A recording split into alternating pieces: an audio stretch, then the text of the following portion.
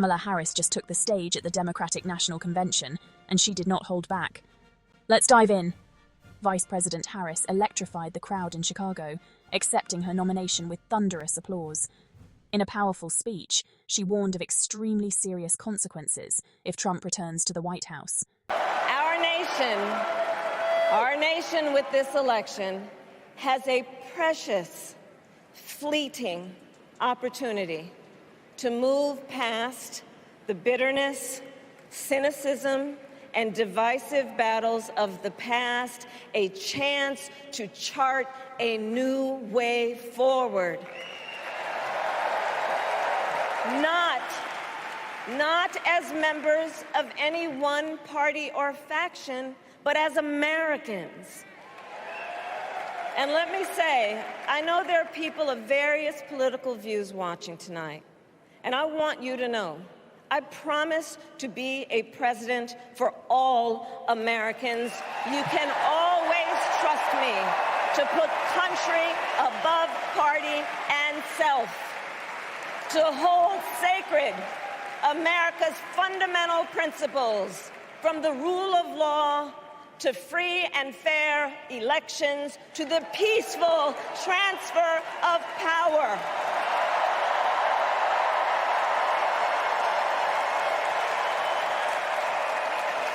I will be a president who unites us around our highest aspirations, a president who leads and listens, who is realistic, practical, and has common sense, and always fights for the American people. From the courthouse to the White House, that has been my life's work. As a young courtroom prosecutor in Oakland, California, I stood up for women and children against predators who abuse them. As Attorney General of California, I took on the big banks, delivered $20 billion for middle-class families who faced foreclosure, and helped pass a homeowner Bill of Rights, one of the first of its kind in the nation. I stood up for veterans and students being scammed by big for-profit colleges, for workers who are being cheated out of their wages, the wages they were due, for seniors facing elder abuse. I fought against the cartels who traffic in guns and drugs and human beings, who threaten the security of our border and the safety of our communities. And I will tell you, these fights were not easy, and neither were the elections that put me in those offices. We were underestimated at practically every turn, but we never gave up, because the future is always worth fighting for.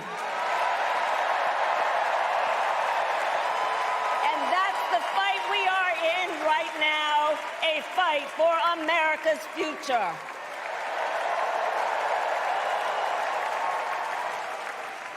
Fellow Americans, this election is not only the most important of our lives, it is one of the most important in the life of our nation.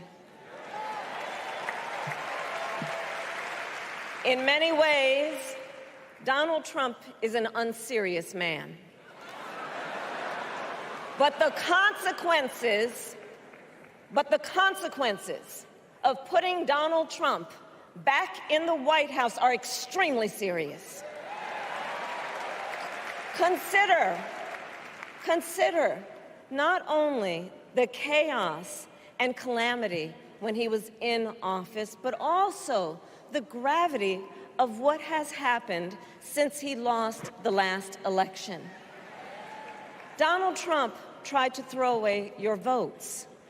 When he failed, he sent an armed mob to the United States Capitol where they assaulted law enforcement officers, when politicians in his own party begged him to call off the mob and send help, he did the opposite. He fanned the flames. And now, for an entirely different set of crimes, he was found guilty of fraud by a jury of everyday Americans and separately found liable for committing sexual abuse. And consider what he intends to do if we give him power again.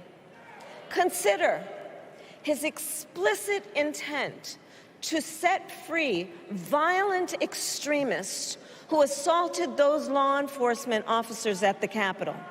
His explicit intent to jail journalists, political opponents, and anyone he sees as the enemy. His explicit intent to deploy our active duty military against our own citizens. Consider the power he will have, especially after the United States Supreme Court just ruled that he would be immune from criminal prosecution. Just imagine Donald Trump with no guardrails, and how he would use the immense powers of the presidency of the United States, not to improve your life, not to strengthen our national security, but to serve the only client he has ever had, himself.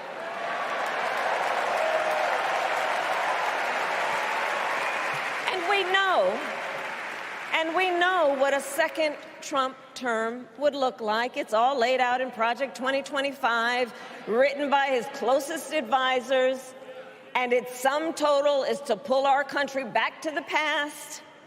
But America, we are not going back. We are not going back. We are not going back.